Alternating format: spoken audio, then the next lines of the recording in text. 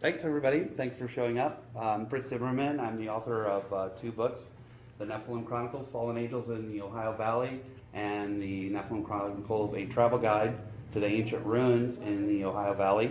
I'll talk more about that in a second. What we're going to be talking about, ancient mysteries of North America, some history that you probably have not read nor ever heard about. And with that, let's get started on these slides.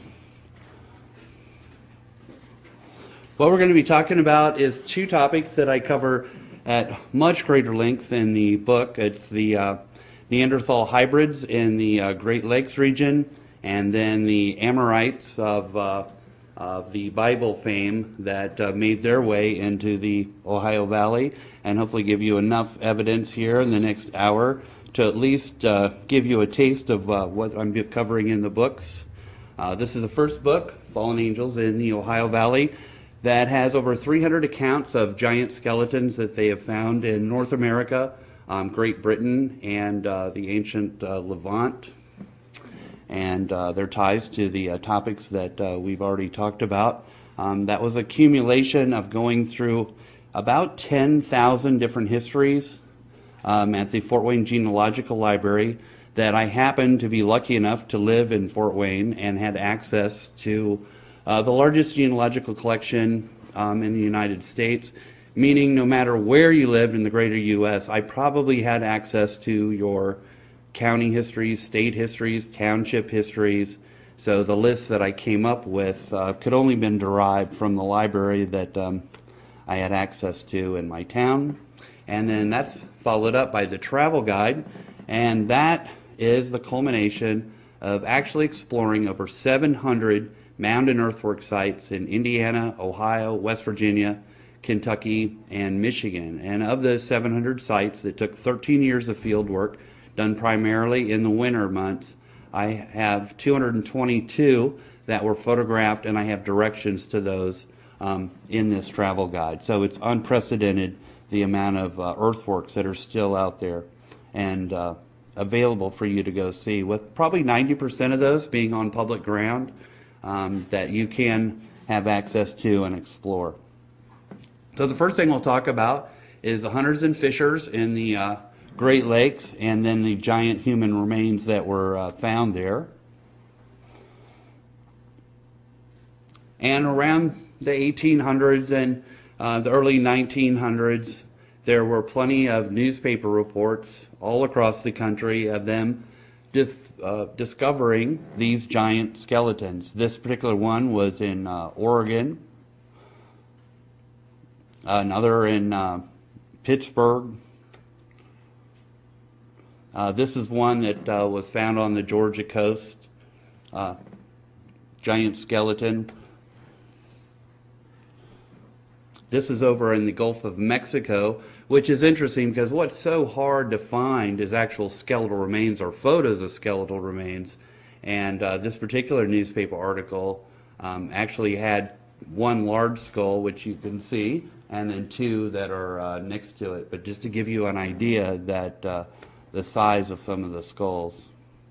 Ohio, giant skeletons.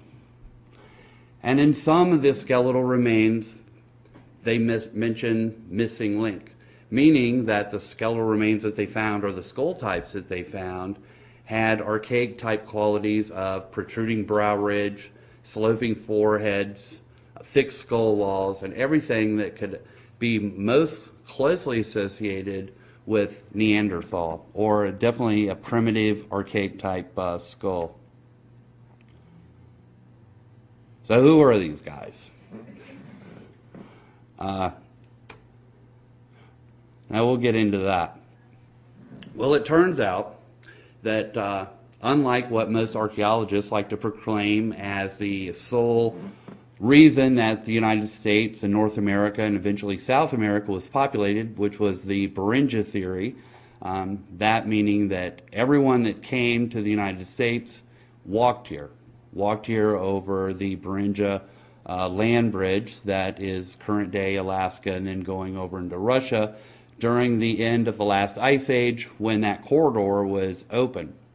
However, Other researchers, this particular one being Gimbutas, who's the foremost authority in Europe, believe that there were subsequent migrations by hunters and fishers or maritime people, in which he says, here, in a broad sense, the culture of northeastern Europe in the hunting fishing stage is counterpart to the Eurasian culture, which stretched across the whole forest zone, northern Europe, Asia, to North America. And I think it's important to know that if you go across those northern latitudes around 65 degrees, you're going to find the same type of terrain that is going to be full of lakes, water, and so wherever these people went, they didn't have to adapt to a new climate or to a different environment. So whatever tools that they were using at the time could be readily used to whatever new areas that they went to.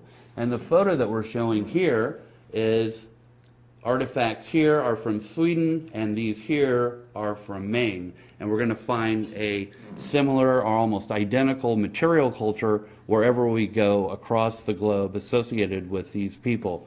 And these particular things, called plummets, are also found everywhere within the extent of the northern regions of the globe. Burial types across this entire region, very much the same. We're not going to get into too much of that, but wherever we would go, we would find burial pits, red ochre, strange things like they would bury somebody and then they would build a fire on top of the grave.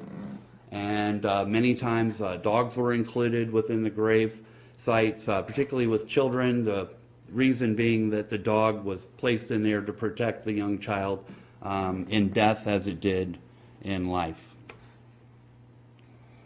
And then some of the artifacts that are found that are also similar. Now they've done some digs over in Europe. This particular is a glacial cane. This type of burial is a little more prevalent where I'm from in northern Indiana, southern Michigan, to some extent into the northern regions of Ohio. These glacial canes were, of course, made by the glacier, so it was this glacial till as they were melting, but many burial types are found within them, especially if they have kind of a conical look to them. This particular one being over in Denmark, but I want to draw your attention to the fact that when they did this dig, they described the skeletal remains as showing many primitive characteristics, heavy facial features with prominent brow ridge, relatively low-set eye sockets, typical of the Cro-Magnon race. And then they said that these were remote cousins to Cro-Magnon. Well, 4100 BC, you have to realize that the archaeological line is that Cro-Magnon had completely disappeared by 10,000 BC. So to say remote cousins is really all that was left, because archaeologists have really boxed themselves in as far as identifying them anything other than Homo sapiens with archaic type traits. These types of skeletal remains have been found all over northern Europe. This is a particular one is associated with the Turrbal culture, which were hunters and fishers and a maritime people. And again, this particular skull was described as large and massive with protruding brow ridge, sloping forehead, heavy mandible. That is characteristic, again, of the Cro-Magnon race. Over in Russia, another find. However, in this case, and this was done by archaeologists of the USSR, they believed in this particular skull, which was of this young child, that they found both Neanderthal traits and modern human traits, and their conclusion was that this wasn't just an archaic type skull or skeleton, but it was a hybrid that Cro-Magnon and Neanderthal had interbred. Of course, this has been dismissed and is currently dismissed by most archaeologists who believe in what's called the replacements theory, meaning that there was Neanderthal, and as Cro-Magnon moved up to the north, they replaced them, but never interbred with the Neanderthals, and either Neanderthals moved and died out or were killed by Cro-Magnon, but never was the fact that they interbred ever introduced into the paradigm of history. A particular skull that they found in northern Russia on a lake in a burial that included the red ochre and many of the burial procedures that we had shown earlier. This skull, if I can get this. Oh, there we go. This particular skull, you can see that there is no forehead. You have a thick brow ridge here. These little things are part of a beaver hat. But you can see the sloping forehead, the archaic type qualities. However, Neanderthal didn't have a chin. But what's interesting about this particular skull is this right here, which is called the mental foramen.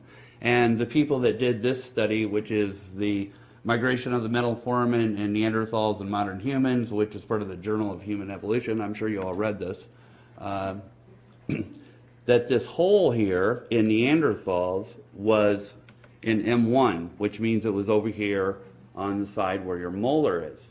And in modern humans, and you can probably feel it on your own chin, modern humans, it's in the front. So in this particular skull, we can see it on the side. So not only do we have the brow ridge and the protruding or the sloping skull, which would be more Neanderthal, we also have the mental foramen, which is showing that this particular skull had characteristics more related to Neanderthal.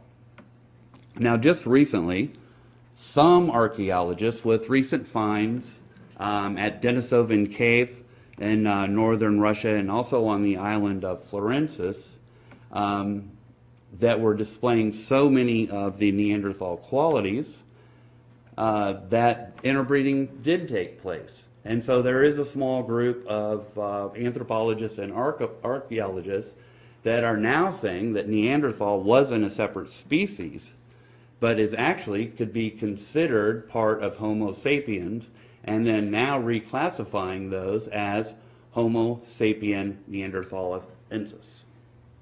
So now they are becoming part of Homo sapien. So that's where we're coming slowly in this line of research. And this is a skull type that was found in northern Russia. And again, you can see the brow ridge, the lack of a skull, and the jutting upper jaw that's more characteristic of the Neanderthal species.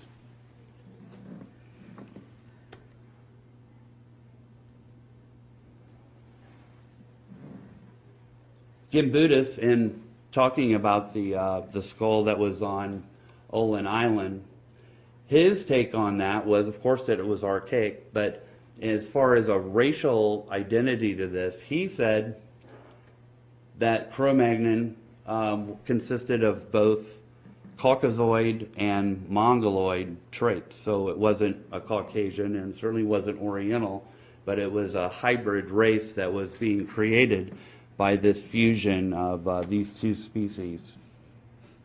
And what he said of those, that it was similar to Ladogan type of skull, which they have in northern Germany, and this is what someone would look like. And eventually what we're going to get to is the genesis of what we know as some of the Native Americans. Races of Europe, Stephen Kuhn said of some of these skull types that were bearing a lot of upper Paleolithic type qualities is that they most resembled North American Plains Indians. And this particular bust, I don't think anyone could discount how much that looks like a Plains Indian, a Sioux Indian. However, it's not. That's actually a bust of Cro-Magnon. I'm just giving you an idea of how close we're talking about as far as what these people might have looked like. And this is, if we say someone has an archaic type skull, then these are the four characteristics that in any number of probably 3 or 4 that we would look at to identify them: of sloping forehead, protruding brow ridge, massive jaws, thick skull walls, all of these characteristics being described in many of the skeletal remains that they find in the northern regions of the United States. Now, when we look at the skeletal remains here in the U.S., not only do we find them on the west coast and the coastal regions, but on the east coast, they land here in the extreme northeast. And any population, if you were going to believe in the Beringia theory, no one moves to Labrador. No one moves to Nova Scotia. It seems like a reasonable place where you might end up, much like they would, thousands of years later when this country was being discovered by the Europeans. But the oldest remains in this country are up into this region.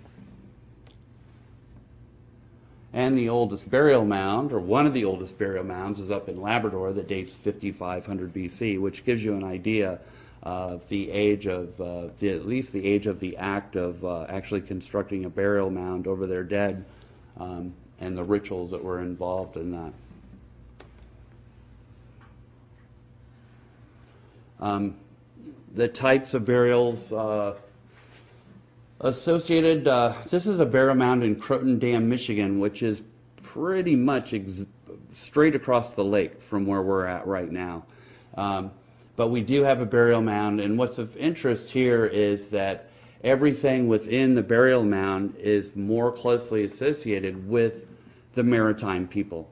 And that would be the beaver incisors, the copper needles, but more so the child's burial accompanied by the dog. And this is separate from the later woodland cultures that didn't practice this. And it gives you an idea that this region in Michigan and this region here in Wisconsin was populated at an early date by these maritime people.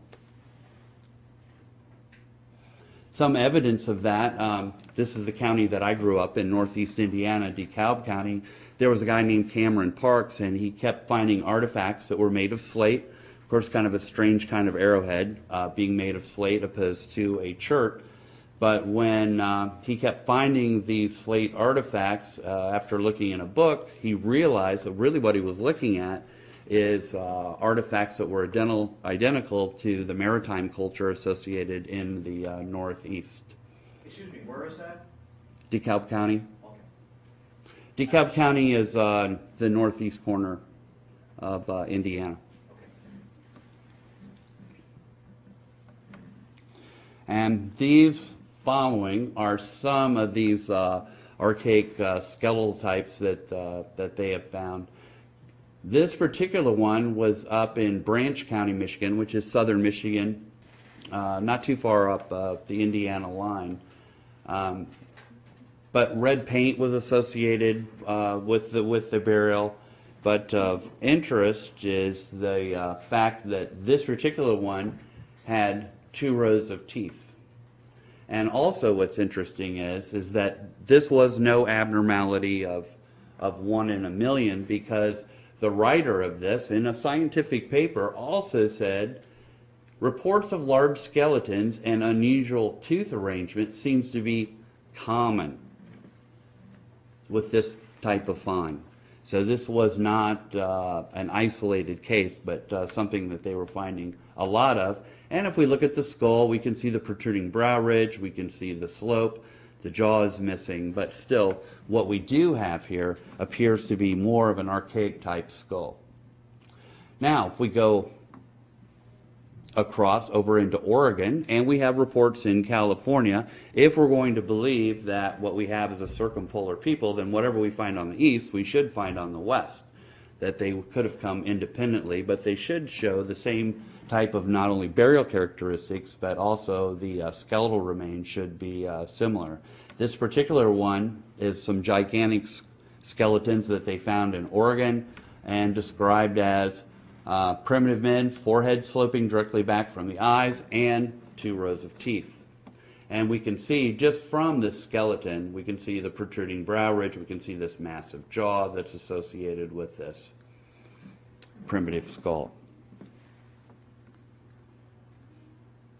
We'll go back across over into New York, and again we're going to find the same thing. We got 2 rows of teeth, singular peculiarity, the broad flat jaws, which is much like what we looked in the last slide, retreating forehead, great prominence of the occiput, which was common with these skulls. So again, common, that we're not looking at an isolated case. We're not looking at some sort of genetic abnormality that somebody found, and we're going to attach that to a whole population. This seems to be a common characteristic.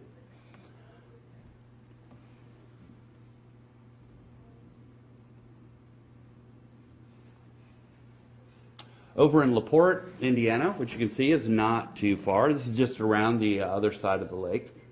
Another find is made in the county where, again, they're calling it a connecting link between mankind and his less favored brother, the ape. So again, they're finding this archaic type skull with a sloping forehead, and many of these researchers really didn't know what to make of it. However, they didn't have the information that there were other finds being made all over the country. Again, we're back in California, showing archaic type skulls and everyone being baffled of what they were finding.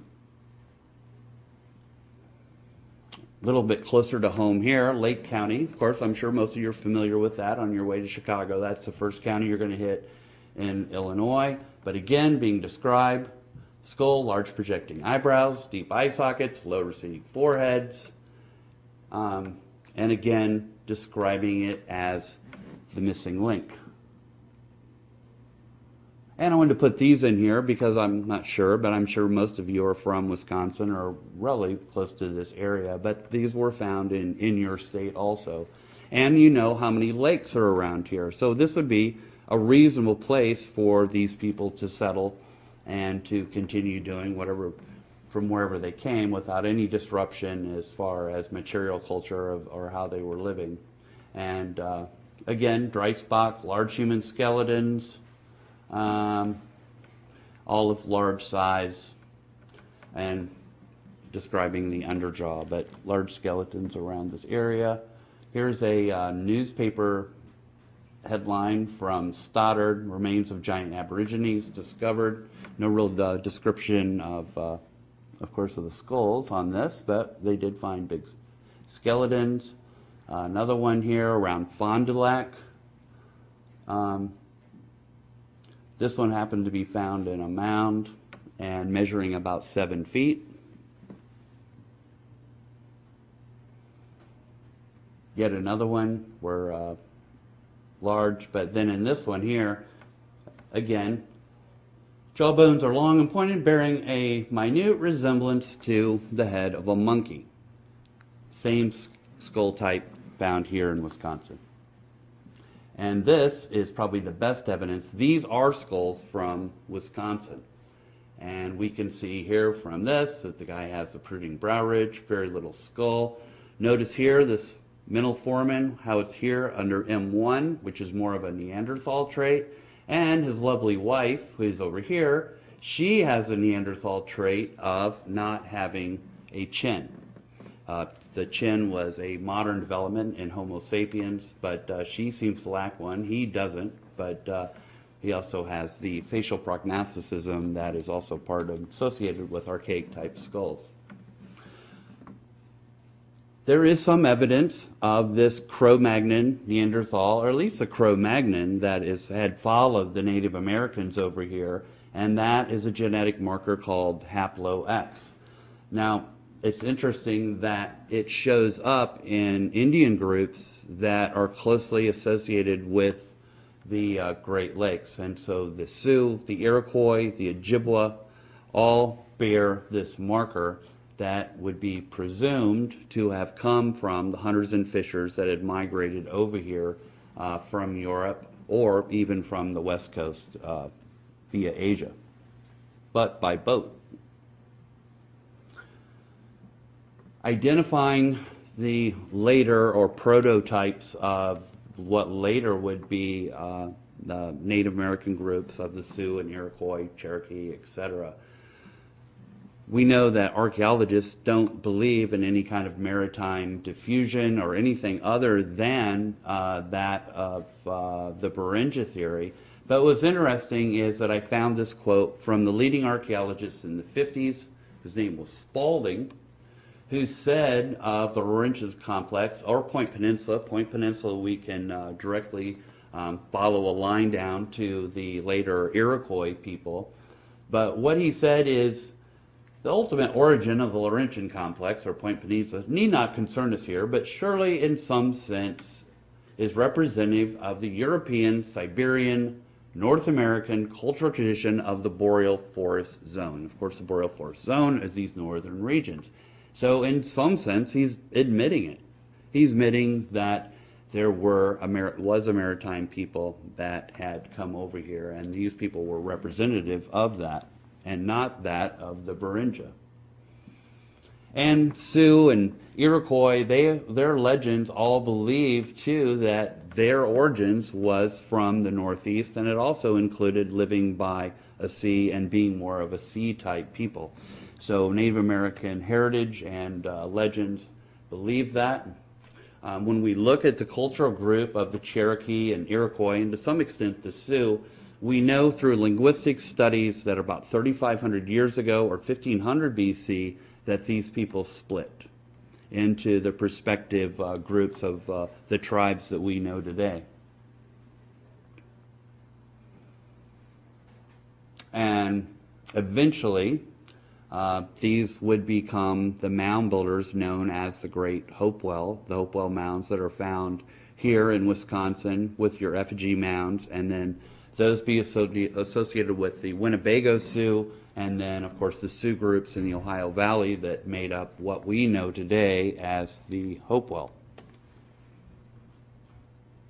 However, this is what we're left in modern archaeology and how this has all been subdivided, and we're not talking about a people or that, but it's an interaction sphere, as archaeologists like to call it, meaning that there's no relation, and really all we're looking at when we look at Hopewell or we talk about Hopewell is a people within a trade group, but not being necessarily related, and certainly not an empire. But subdivided like this, and you can see these are the Ohio Hopewell. This would be more of where we normally see the Iroquois. They've completely left this out, but the traditional lands of the Cherokee. But we do know at one time they were all together in one people. So after archaeologists over the last 100 years have obliterated thousands of burial mounds across the United States, they still have not answered who were the Hopewell, where did they come from, or where they went. That's where we're at. So when an archaeologist digs into a mound or does an excavation, know that it's more about getting a grant, and they have no intention of really finding out anything about anybody because of the Native American Graves Protection Act of 1993, which said it was illegal for anyone, including an archaeologist, to dig into any mound of a known tribe.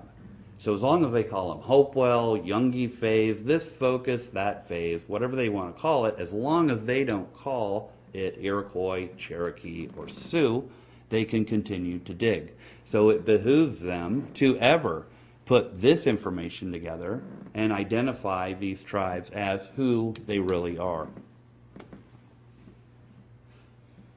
Despite the Sioux who have numerous legends that they once occupied the Ohio Valley. They left, but there's report after report and legend after legend that they once lived here in the Ohio Valley, which I guess is not here. If I was here, it would be talking back home. And I'm going to go into all these slides, but there's just numerous accounts of their legends of living in this area. So if we were really going to look at who these people are that consisted of the Hopewell and these maritime people, it would be in the respected lands that we would know later historically of where they were. And that's the Iroquois up around the Great Lakes, the Sioux in the Ohio Valley. However, the Sioux wrapped around Lake Michigan on the western end where we're at right now. And so Winnebago, who was noted as one of the most ancient tribes of the Sioux people who lived in this area and were the authors of many of the effigy mounds around Wisconsin, and then of course the Cherokee Indians in the southeast. which kind of takes us to part 2 of the talk, and we'll get into the next migration, which is the Amorites coming over here. And I think it's important to note that the corded ware people, or also known as the Beaker people, who would inevitably build Stonehenge, came up through Europe as traders of metals, and that they dealt in the same areas, or pushed into the same areas as these hunters and fishers, and it probably at some time had come across the fact that there was copper over here in the U.S. But at one time these people touched base. So around 2700 BC, they come up there. They're still, the megalithic culture is on its way out. However, it's still a little bit left, and that would explain why there's a few cases up in Labrador region where we find megalithic remains of mounds with doorway lintels on them and standing stones. And there's not a lot of megalithic remains, but certainly enough to indicate that there was some sort of contact with megalithic people. But the next group of people that we'll talk about briefly are the Amorites.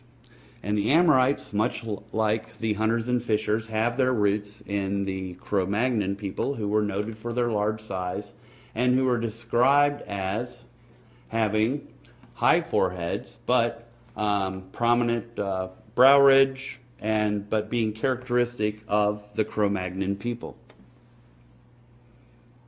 who were tall. There's many cases of Cro-Magnon remains being found that are 6'7", 6'8". In one instance, there was a family where the oldest man was about 6'8", his wife was 6'2", 6'3", and the child that was with them, which was a young man, was 6'3". So we have a whole family of large people, but it's not isolated that many of the Cro-Magnon remains were large. And reports of these are also found within newspaper headlines. Some of the descriptions of those, and again we're going to find that same type of skull where they say the shape of the skull is remarkable, the forehead is low, sockets of the eyes are square, prominent jaws. So the actual skull types, skeletal types of these people is not that much different than what we're going to find with the early hunters and fishers. And this is it. The man was 6'6", woman was 6 feet, the youth was 6'2", but plenty of documentation of large Cro-Magnon people. Most of us, probably our first introduction to large people is in the Bible with the accounted giants. Probably the most notorious of those being the Amorites, who lived on the Mediterranean. Same people that Moses encountered and spoken of in the Bible, of a people described as men of great stature, and then in Numbers again saying they were giants, and the Hebrews were grasshoppers in comparison. And also over in the biblical lands, what you generally don't see on a documentary is all of the megalithic remains that were in the ancient Levant. And we see some indication of that in the Bible, that when we read of things like Jacob set up a pillar of stone, there's another pillar here, that these pillars are related to the megalithic culture, and it was a megalithic culture that certainly was influencing the early Hebrews. This is a stone circle called Og Circle in the Golan Heights. And again, in Kings, when he takes 12 stones, according to the number of tribes of sons of Jacob, he makes a stone circle, 12, and how that may be related to a solar circle. But these circles are found in the biblical regions. Dolmens, there were thousands of these dolmens found around the Jordan River. And a dolmen is the burial chamber and what's left of a burial mound. Erosion seems to be a little more prominent over in these lands, and so what you're left with is just the stone. But these stones are comparable also what you would find in England and many places around the globe, generally associated or close to coastlines. This is a burial mound with a circle around it in Syria. This would have been an Amorite grave, and this symbolism will become dolmens, stone avenues, again, megalithic remains that are found around the biblical lands. There's a lot more in the book of what they found around there. Just touch on this a little bit because this is in the Bible. Of Genesis 6:4 is what most people are most familiar with. That it came to pass that the sons of God saw the daughters of men, they're beautiful, took them, and these would become the race of giants. And we'll discover just exactly who these people were.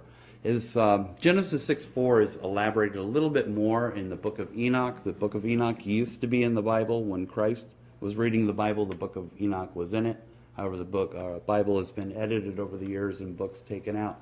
But I think the important thing to realize is that what we're looking at in this story is the advent of the Bronze Age. So this, in the book of Enoch, is really a laundry list of what we're going to find in Stonehenge, what we're eventually going to find in the Ohio Valley, and that is the art of making metals.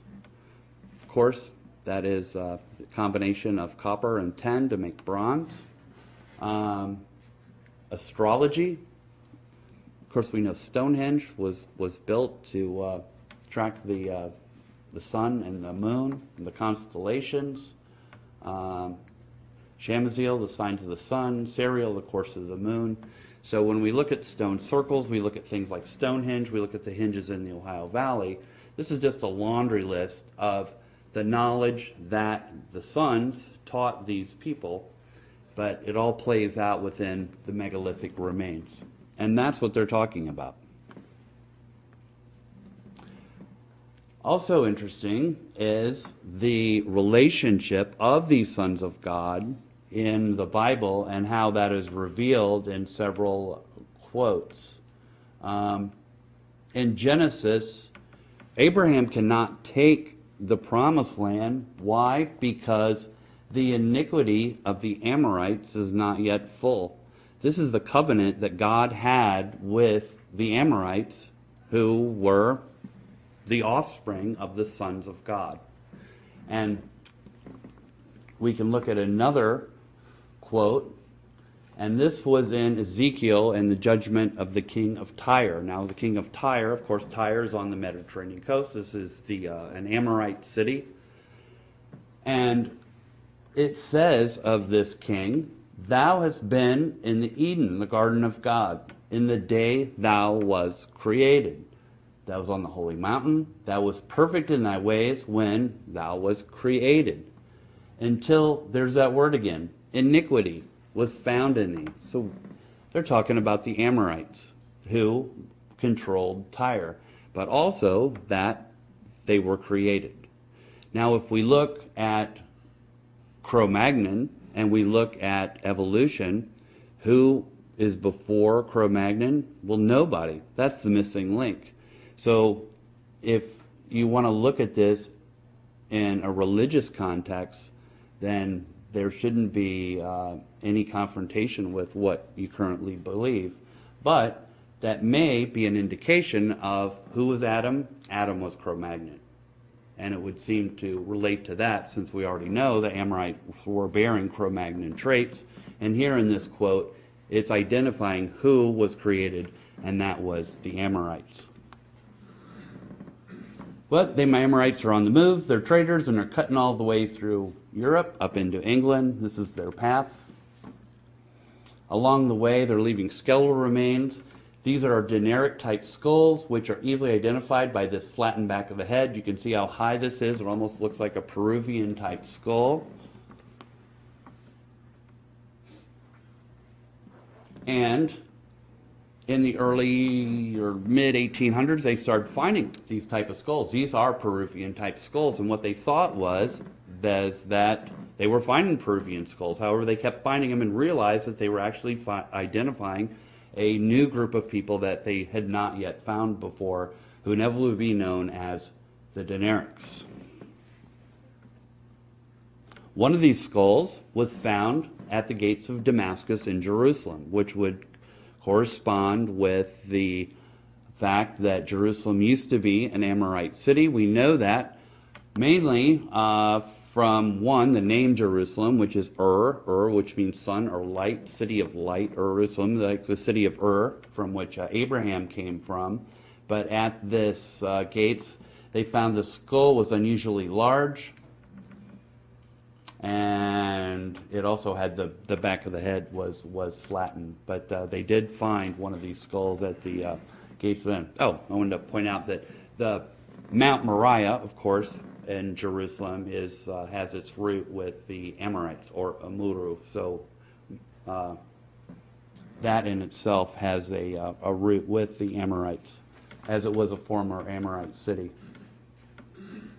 So they're moving along to get through this. The courted people, who were a contingent of 3 separate different peoples, moved through northern Europe, eventually over into England. They were a combination of Borby brachycephalids, sometimes called Borby Cro-Magnon, the courted people, and the Eastern Mediterranean Dinaric, bearing certain types of pottery. The pottery on the left is actually pottery associated with the Beaker people, and the one on the right is from Michigan, which was called the tulip design, which was very popular. If you were making pottery, this was the most desired shape that you wanted.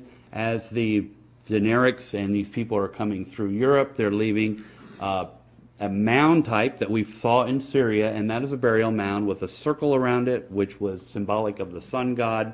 But that particular type of mound we can track across Europe all the way into England. One of the skeletal remains of what these people looked like is Church and Man. Swastikas, some other things. This particular guy was 6'6", but if you wanted to see what do these guys look like, is this guy right here. And there's more photos of him on the internet. It was the courted people who have been associated with the Amorites, would be the prototype of the burial mounds in England. This is the landscape of England, showing burial mounds with circles around them, types of hinges, but the general landscape. What's interesting, though, is this also is that these are the prototypes of the burial mounds you would find in the Ohio Valley. Every burial mound type there in England can be found in the Ohio Valley, of course, along with the giant skeletons. This is just a description of a hinge, of exactly what that is. And of course, the most noted hinge is Stonehenge, which is aligned to the summer solstice sunrise. And we see the stones that the Beaker people built. The ditch going around it is much larger. However, the Beaker people, or the Amorites, did adopt that type of sun temple, and they built their hinges of their own. But it's a circular work with an outer wall interior ditch with a gateway that's generally aligned to a solar event. Largest hinge in England is Avebury at 1,250 feet. I guess we have about 15 minutes. But this design here, which is a serpent, here's the head of the serpent, and this probably had its roots in some of the earlier symbolism that you would find in the Middle East. And this slide didn't come out. This is actually Portsmouth, Ohio. But the earthwork at Portsmouth, Ohio, here's the serpent and coming down here, but it's very, very close, almost identical at Portsmouth to what you would find at Avebury.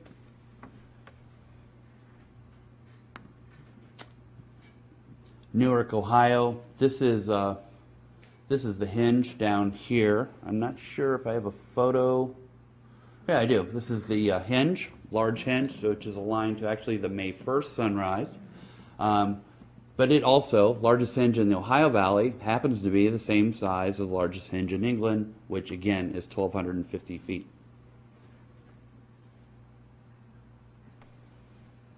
The description of the people that invaded England, that were associated with the Beaker people, just short square skull showing great development of superciliary ridges and eyebrows, tall, strongly built, brutal appearance. So we're seeing that same upper Paleolithic type skull types, along with being tall, who are associated with the Beaker people, as we have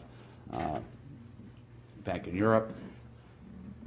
And this is a corded people. This skull here is from the Ohio Valley, and this one here is actually from Poland. But I just wanted to point out that the chins are identical. This is called facial prognathicism, which is somewhat of an archaic trait where your upper jaw juts out a little bit. Nasal notches be the same. And of course, this ridge here on the top of the forehead is nearly identical. But many of the skeletal remains that we're going to find in the Ohio Valley are going to be identical to what we're going to find in England associated with the Beaker people. This is Borby Cro-Magnon. These two here from the Ohio Valley. This one here is from Denmark. And again, without going into a point-by-point 30-minute dissertation on why these skulls are the same, they're the same. But most striking, because it's such a rare head type, are the Denaric. And this skull here, again, is from Europe. This one here is from the Ohio Valley. Again, we have very similar chins. We have facial prognathicism, nasal notch being nearly identical, and this forehead, somewhat elongated brow ridge also being very close. The degree of the head flattening would vary, so we're not going to pay too much attention to the back of the head, a pronounced mastoid in the back, but identical type skulls and associated with being very large people. So Beaker people developed the hinge. That's from around Stonehenge right there. Has anybody here been to Mound State Park in Anderson? You have and have. Can you see any difference in this photo from what you see at Mound State Park, opposed to that stone circle in the middle? Yeah, the stone circle, and it's very, very similar. But the general of this is a hinge. Here we have a gateway that's going to. Stylistically, it's exactly the same. We have the ditch, we have the outer wall, we have this gateway that's going to be aligned to a solar event. Here in England, they have a stone circle. We're not going to find that in the Ohio Valley, but many of the hinges in England and the British Isles had burial mounds within their center. Some had stone circles. This one particularly had a stone circle, but it's the same type of earthwork being built by the same type of people. And these types of hinges are all over the Ohio Valley, and in the Mound Guide you can go and visit those. This is the hinge in Anderson, Indiana. This is looking down the ditch, but I just wanted to show the size of it. And this outer wall is actually serpentine and was probably more pronounced back in the day and did represent the serpent. This is looking across the gateway here. You're not allowed to go out here in the middle anymore. Archaeologists destroyed the burial mound that was a solar marker for 2,000 years, but they destroyed the burial mound, completely ignorant to its purpose as a solar marker with some surrounding earthworks. More hinges. This one's in Cambridge City. This here is aligned to the summer solstice sunrise. The one to the south is aligned to the equinox. And the burial mounds in Indiana in themselves are aligned, being 20 miles apart, to the summer solstice sunrise and the winter solstice sunrise and summer solstice sunset. And it's a good example of ley lines, which we would also find associated with some of the earthworks and burial mounds across the English landscape. And then the last thing I want to talk to you is about numerology. Numerology that is called Gematria, or earth measures, that had its roots with the Amorites who seized Babylon in 1950 BC. They are also the first people to come up with Hammurabi's law codes. A lot of the current laws we have today actually have their roots with the Amorites and when they took Babylon, but they are also the first people to come up with high mathematics. This includes pi, square roots, and modern geometry as we know it. So the development of high math is from this early date, and they incorporated that into a numerical codex where certain numbers had meanings, much like they do today, which 13 is unlucky, and we have some other numbers that have different meanings.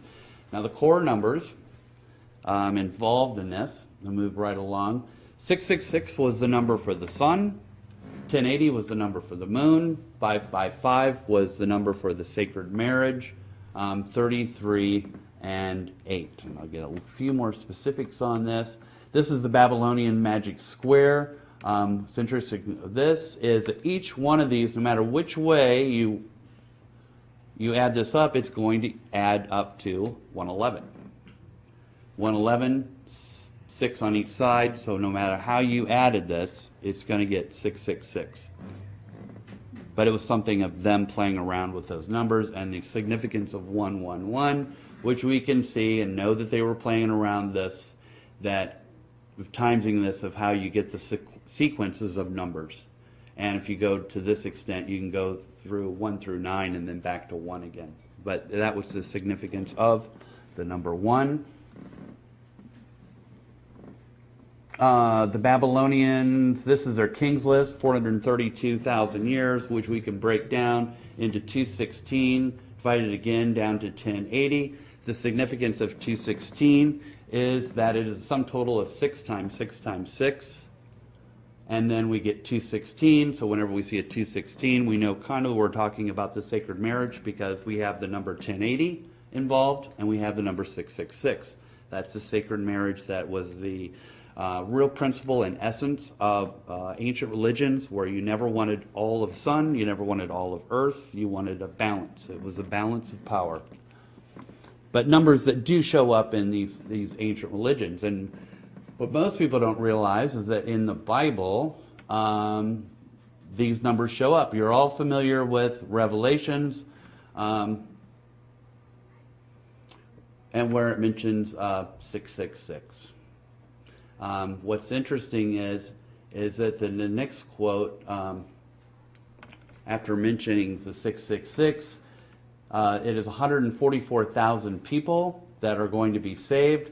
And if we divide the 144,000 by 666, this is the number we get. And if you can see that, but it's 216.216.216.216 to infinity.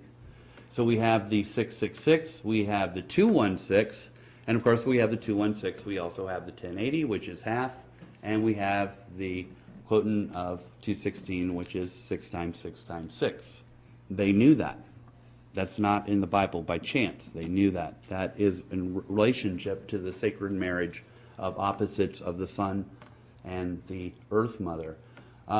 You're familiar with 666 in the Bible, meaning the devil. However, if you read the quote, it says, "Let he who hath understanding count the number, for the number of man as 606. So let's think of who was persecuting the Christians. It was the Romans. So let's understand that it was the Romans that were persecuting the Christians, and now let's count the Roman numerical system of 500, 150, 10, 5, and 1, and we get a total of 666. So 666 is in reference to the devil, it's in reference to Rome. Because we know, even in the Bible, that 666 meant the sun. We know that from Chronicles, where they bring Solomon 606 talents of gold as a tribute number. And if we look at the name Solomon itself, Sol is Latin for sun, Am is Hindi for sun, and An is Egyptian for sun. Solomon means sun, sun, sun. We could further take that in taking the O's, which is the 15th letter of the Greek alphabet, drop that O down 3 times 15, 15, 15, which could be an anagram for 1 plus 5, 1 plus 5, 1 plus 5, or the name Solomon itself means 666. In Ezra, the children of Adonakam, who were escaping Nebuchadnezzar, had 666 people with them. Adonakam is in reference to the Phoenician god Adonis, who is a sun god. So again, we have the sun being attached to the number 666. Now, let's take a quick look at this in the Ohio Valley. This is Charleston, West Virginia. We have 2 hinges, both of which are 666 feet in circumference, being associated with the sun. Sometimes being a base 6 numerical system, which we still base our clocks on, we base our calendars from, all that having its roots in ancient Babylon. I am sorry this did not come out. But each one of these hinges is 210 feet. 210 times pi is 660. This one here is 240 feet. But it's a number that's going to repeat itself continuously through the Ohio Valley. We're either going to have 666 or 660 in most of the hinges. As far as the Earth Mother goes, we're going to see plenty of 1080s. This is the graded way at Piketon, which is 1,080 feet long. And then attached to that is a set of earthworks. So the graded way is over here, but here we have 420 and 240, so we have a 660. But if we add 420, 420, and 240, we get 1080. And this 212 right here, 212 times pi is 666. So we can pull all three numbers out of this particular earthwork. Over in Hopeton, at Chillicothe, Ohio, we know that they had learned how to square a circle because this circle is 20 acres and the square is 20 acres, and so squaring a circle is not easy. That's high mathematics, but there's several cases in the Ohio Valley where they did it. This circle is 1,050 feet in diameter, and 1,050 is 210 times 5. So it's an expression of the 210 in a little bit larger form. And in the context of squaring a circle. Also around Chillicothe are plenty of these earthworks. These isn't real clear, but each one of the sides of the square is 1,080 feet. And we see it repeating itself.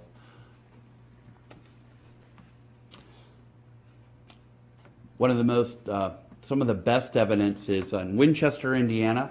Here we have an east-west wall, 1,320 feet, that's 660 times 2. And here on the north-south walls, we have 1080. But if we have 1080s together, we got a 2160, and then we have the 660s here on the north. So we can pull a 2160 or a 666, and that balance. And hopefully lost a square. Oh, here we go. Now, just a few miles from the Winchester earthwork is Fountain City. It's just about 5 miles away. Now, this was 780 foot on each side. And if you take the 1320 of Winchester and subtract the 780, you get 540. So if we add all four sides of the difference, again, we're going to get 2160. So the Winchester works and the Fountain City work were made to be numerically harmonic. And then finally, to prove the point, in Lexington, Kentucky, and there's 3 others, this earthwork, this hinge, is 555 feet in circumference. And 555 is an important number because 555 times pi is 1746, or the sum total of 666 plus 1080. The gateway to this and many of the earthworks in the Ohio Valley is 33 feet. 33 is the square root of 1080. Of course, we know in the Bible, Christ is crucified at 33. Christ is the gateway. The gateway is 33.